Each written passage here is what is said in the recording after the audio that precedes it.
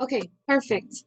All right, so thank you for joining me. My name is Cindy Alonso. I am the Academic Support Advisor, and I work at Oaks. So I know that we're kind of doing, we're trying to all get used to this whole online Zoom workshop. So this is our first one. So let's see how this one goes. But I would love if we all did participate through the chat box. So I'll let you guys know I'm going to have some questions out there. But if you do have any questions, or if you can't hear me or you can't see the screen, just let me know through the chat box or reactions or whatever you need to use so that you can let me know what we need to do. Okay.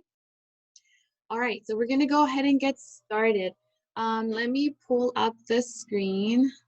I have the chat on here. Okay, let me just pull up the screen. Mm,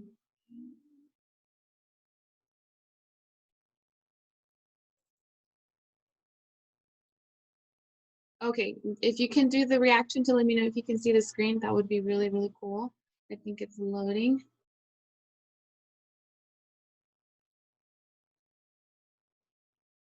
Awesome. Okay, I think most of you can see it. Perfect. Okay, great. Thank you for joining us. So like I said, I work at the Oaks department, and today we're going to be focusing on how to manage stress and anxiety. So I know that right now we're all facing a really unusual and catastrophic time. So learning how to manage the stress and anxiety that's on the rise is I hope helpful to all of us to kind of learn about today. So I know that you're managing a lot of responsibilities as a student. And while you're doing that, you also have other responsibilities at home and in your jobs and all the stress that's coming with it. So we want to go ahead and talk about that so then kind of learn to cope with what's coming with the responsibilities that we all have. So I do want to say thank you for adjusting to all of the new changes that are happening. So I know it's not easy having to do this online learning. The whole online world is a little difficult. I'm admitting people as I'm speaking, so sorry if I look a little distracted. Okay, I think we're good. Okay, so what I'm going to be doing is I'm going to be going over some tips on how to manage stress. But before we do that, I want to talk about what stress is, and then go into some activities that can help you to relax and to ease that anxiety that you may be feeling. I'm sad that we can't be together, and usually I would have some interactive activities, which I still want to do. So if you do have a pen and paper in handy, I think that it would be really helpful for you to bring it out. So we're going to do some activities that I think that would help you to take notes of and just to reflect on. So if you want to do that, that would be really, really helpful for you. Okay, cool. So okay, perfect. So how do we manage stress? The best way to start managing our stress, I think, is by understanding it. So what is stress? I went ahead and put on a definition on here for you that says stress is an emotional and physical response to demanding situations, including symptoms that may include worry, a feeling of overwhelmed, increased heart rate, headaches, sleep difficulties, procrastination, and more. So I just wanted to put this on here because there is a overarching definition for stress. But what I want you to do is take this definition and think about what it means to you. So everybody experiences stress in a different way. So what are, your emotional and physical responses to stress? How does it look for you? And I think it's easy for us to compare ourselves, especially during this time, to compare ourselves to other people around us. How is my friend dealing with it? Or they seem okay and I feel like I'm falling apart. But that comparison is only going to bring you more stress. So thinking about what it does to you is very important.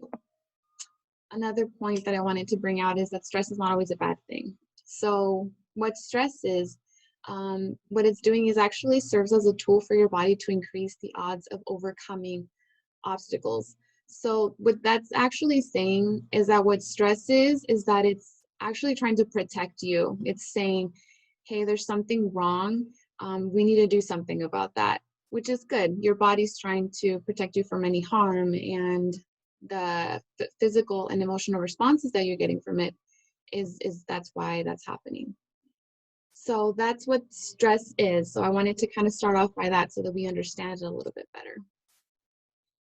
Okay, perfect. So what are some questions that are important to ask yourself? So this is where I think that if we can kind of maybe use the chat box a little bit, I'm going to see if you guys are comfortable with that. But questions to ask yourself, what are the major causes of my stress? So think about that for yourself or just in general. So if you are comfortable with that, if you want to type into the chat box, what are things that you think are major causes of stress overall?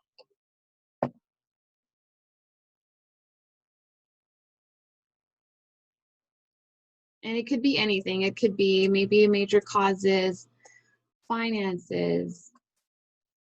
That's an example.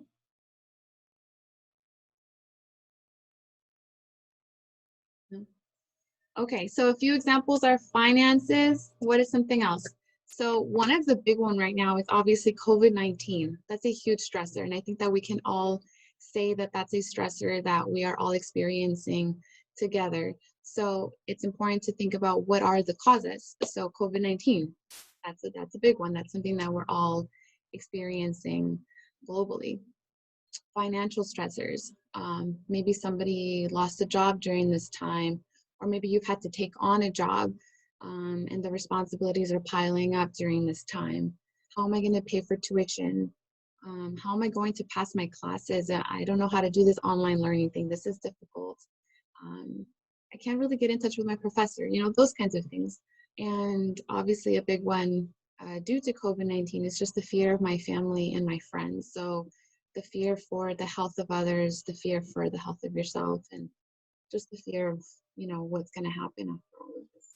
So those are some causes of stress to keep in mind to begin with. So that's the first question to ask yourself. The second question is, what are the symptoms and feelings that I am experiencing? So this is the time where you think about, so I know what's causing my stress. So now that I've identified the causes for my stress, what are the reactions, the emotional and physical reactions as a result of that stress? So if you do have a paper and pen with you, I'd love if you guys wrote this stuff down, because what this is doing is that it's identifying what it means to you. So because it looks different from someone else, for someone else doesn't mean that it looks the same for you. So if you do have a pen and paper, I do encourage you to write these things down so that you can better understand what stress is. So what are some of those things that you may be feeling? What are those physical and emotional reactions to stress? Some of those physical reactions may be headaches, maybe an increased heart rate.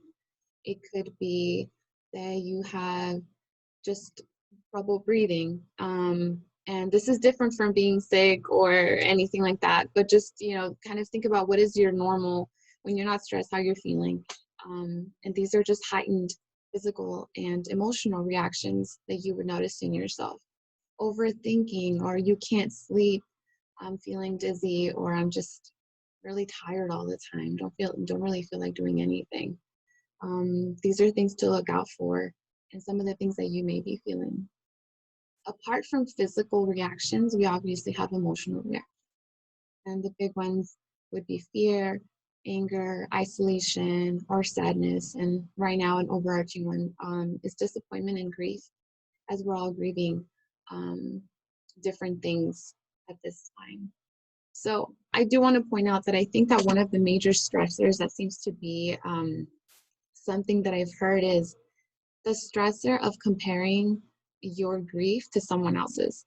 So this is a difficult time for everybody, but if you compare your stress to someone else and say, well, you know what, I don't have it as bad as somebody else does, so maybe I shouldn't even be feeling like this. Like, you kind of have a feeling of guilt of, well, that person next to me has it way worse. I shouldn't even be feeling like this. So yeah, everybody's dealing with things in a different way. Everybody's being affected and impacted by the situation in a different way. But that doesn't mean that your feelings are not valid. Your stress is valid, and the way you're reacting to it, it's yours. So your your feelings of emotion and everything that the stress that's coming with it. Just remember that that's your emotion, and it's very valid. Okay, so next slide.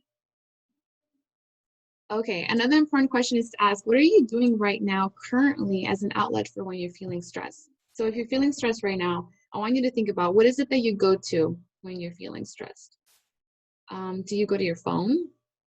Do you go to the fridge? Do you try and get distracted by something else? And are the things that you're doing currently when you're stressed, are those healthy things or not healthy, or are you not sure? So just take some time to think about what it is that you're currently doing, and then we're going to dive into things that would be helpful.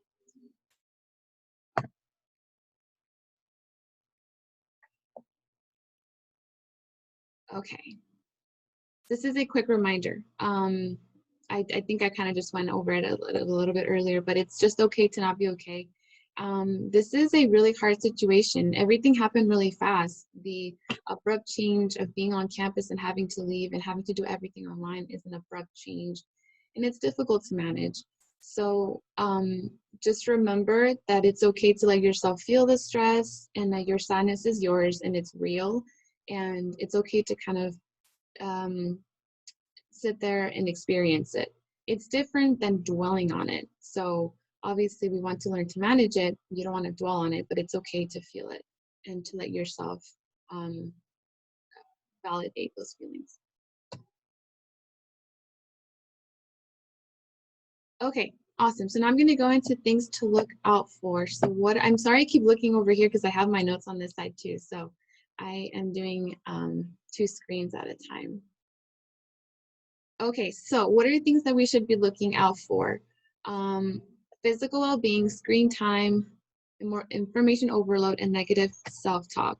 So your physical well-being, are you meeting your basic needs? I feel like this is always something that we try and remind ourselves, and it seems really obvious. But when you're stressed, it's not something that you're thinking about a lot. So remembering to look out for, am I drinking enough water?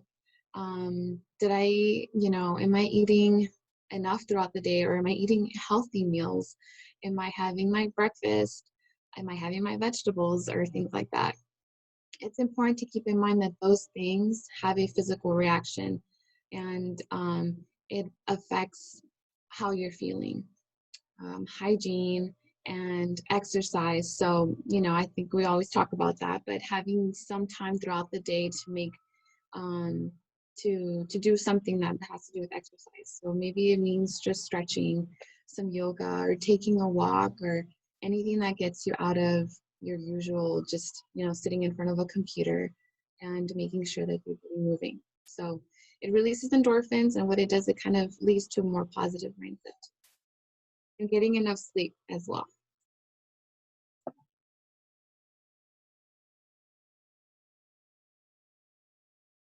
Okay, perfect. Screen time. So I feel like this is all around social media right now, ironically enough, but the reminder of being on your screens a lot, I think that right now we're just feeling so overwhelmed and distanced from people that it's easy to constantly be on our phones and constantly have the TV on. And a lot of the reason why is because we want to be informed by what's going on. So I know that it's important to be informed, and it's good that you are informed about what is going on, but at the same time, you want to set boundaries as to how much time you're spending in front of the TV and how much time you're spending on your phone. A lot of the things out there are really negative. They're negative things on the TV that you might not want to fill your mind with too much. Maybe inform yourself at a certain time of the day, but then give yourself boundaries on how much time you're going to be on your phone checking what's going on. And get the facts and not the opinions. A lot of the things out there are just people talking about how they feel about something. And what it does is that kind of stirs up more feelings, and it can be really contagious, and it can be stressing you out even if you don't feel like it is. Subconsciously, it might really be affecting you. So put your phone away, spend some time outside, take a walk, read a book, be present, be with your family when you are, and try and have some really intentional time away from screens. to not overwhelm yourself too much. Negative self-talk. So are you constantly taking the negative route of most situations? And you might not even notice that you're doing this. So it's good to ask yourself, when I hear about something or in a certain situation, am I thinking about it in a negative way or in a positive way? And maybe you're not saying it out loud. Maybe you're just thinking it.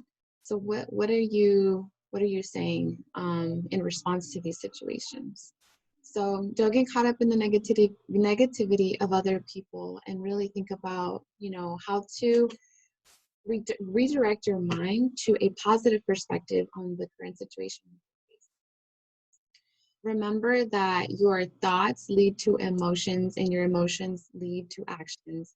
And what that does is that it leads to your life experiences. So think about, how do you want to experience life? How do you want to look back on this and say that you were able to deal with it? So taking time to kind of reflect on that. How are you thinking about things? Okay.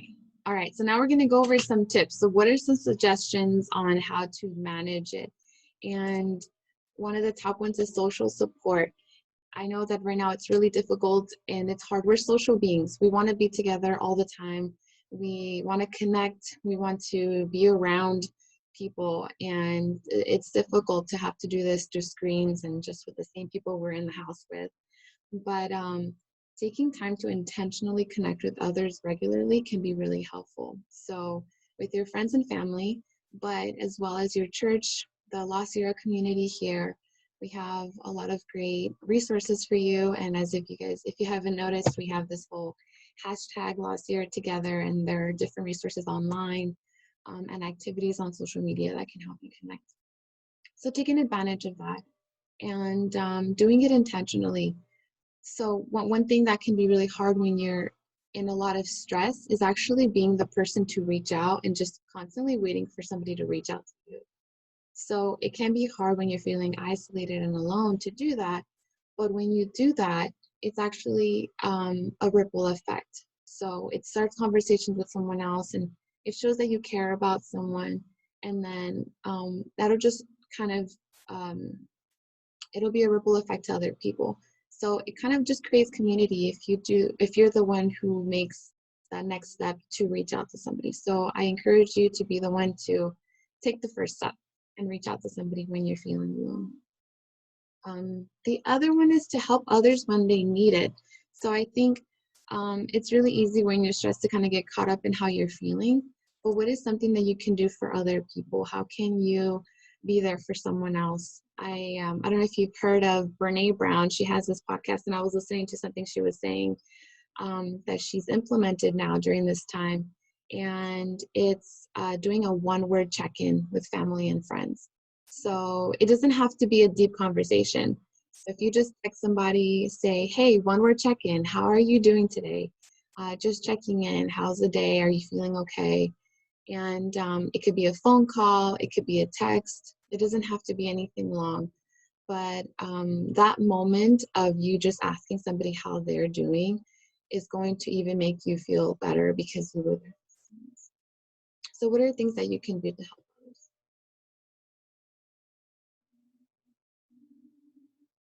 Okay. Another tip is structuring your day and having a daily routine. So I know everyone's days look really different and everyone has different responsibilities. So whether you have to work, you don't have to work, or you have to take care of siblings or family, creating a routine that works for you can be really helpful. And when you're trying to do that, having a clear communication with your family is also gonna be helpful, so that everyone is on the same page of, okay, mom and dad, this is when I'm doing my homework, this is when I'm in class, and it'll limit the distractions around the day, and less distractions, less stress. So, and also try and choose a space in the house or wherever you are to be productive that's very specific to, your productivity. So try not to choose a space where you tend to relax, because your brain is wired to kind of take in the environment. So if you're used to being in that environment to relax, but then are you using it to be productive? It might cause you stress to just be in that environment. So setting up aside a time, a space for you to be productive can be really helpful. One of the things that I've seen people have mentioned and has been helpful to me too, working from home, is to just get dressed and ready for class time. So it's easy to just be in your pajamas. And yeah, some days it's fine if you just want to kind of be relaxed and not, not get ready. But if it could be helpful to just take a shower, get dressed, get ready as if you were to leave the house, so that you're kind of setting up your mind for, okay, this is what I'm doing today, and it'll help you focus a little bit better.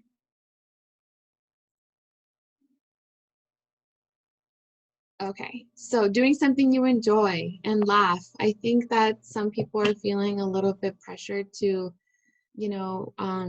not really have a good time because it's such a sad time and it is difficult. But I think that what's keeping us going are those memes and the jokes that you see on social media and things like that. So laugh it off, have a good time with family and friends, and do something that you truly enjoy during this time, so that it kind of distracts you, or it takes you away from the stressors that you have to worry about so much. So have a good time. I think that it's important to do that. And maybe you can even set aside a time where you're doing something very specific for yourself so that you can productively do everything else you have to do.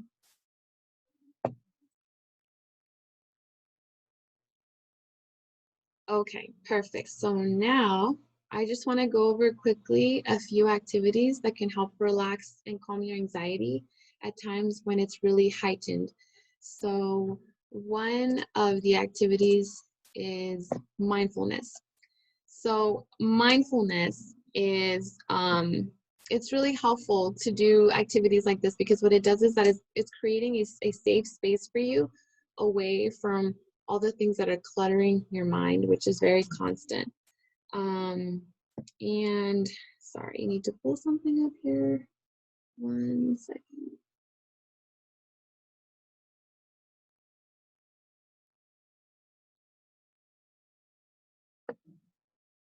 Okay, awesome. So yes, what is mindfulness? Mindfulness is actually paying attention to something in that very present moment, so that you're completely aware of yourself without being emotionally and physically responding to the things around you. So it doesn't mean that you have to be doing anything spiritual if you don't want it to be. It's really up to you how you want to do that, but it's just the time for you to kind of declutter your mind. So in order for you to have a good mindfulness experience, is creating a space where you're away from everything else. And it could be in your room, it could be outside, it could be a mindfulness walk. So it could be a time where you just walk outside and take some time to reflect on something very specific. So what it is that if you focus your attention on something very specific, your brain is cultivating the ability to actually focus on something very specific. So for example, if you're focusing on your breath, that's one of the most popular activities that you can do, is kind of, sit down upright somewhere and take some time to think about or reflect on just your breath. So if you sit down and you do, you breathe in and you breathe out, you're focusing on the air that's going into your nose and out. So then at that moment, you're focusing on one thing and you're not focusing on anything else. And that'll help you kind of lessen the stress about the things that are surrounding you. So you can do that sitting down. You can do it while you take a walk. It's really up to you. Some people like to put on their headphones and do sounds of like the ocean, the sounds of rain, or just really calming sounds that doesn't have any lyrics, to help you kind of clear your mind. Another popular activity is grounding. So grounding, I kind of put a little image here for you, to help you remind you what it is. So I don't know if any of you have heard about it before, but grounding, what it does, or the purpose of grounding, is for you to be able um, to bring yourself down and also to focus on something, to focus on yourself very specifically, and it'll lower your heart rate in that very moment. So what you're doing is you're going to choose 5 things that you can see. So right now, for example, I can see my screen, I can see my water bottle that I have here, I have my mouse, my phone, and then, a pen. So thinking about very specific things, and then things that you can feel. So things that you can touch. You can feel this pen. I can feel the table. What does it feel like on my hands? And what that's doing is that it is focusing your attention on those very specific things. And before you know it, you're actually already starting to relax a little bit. So that's what grounding is. Another really helpful activity is journaling. So journaling can be whatever you want it to be. Some people like to write, write a lot, take a lot of time to really just write what's on their mind. But some people may just like to write very, like a few bullet points a day. So if you want to sit down and think about positive self-talk, so the opposite of what we said, no negative self-talk. So listing what you're grateful for, and maybe you want to list 3 to 5 things that you're grateful for at that moment to kind of help you redirect your mind into positivity versus negativity. And then maybe not just things you're grateful for, but characteristics about yourself. I am strong. I am resilient. I am capable. What are positive things that you can say about yourself at that moment, and actually writing them down. You putting your pen to paper can help you really create an experience out of it versus just a thought.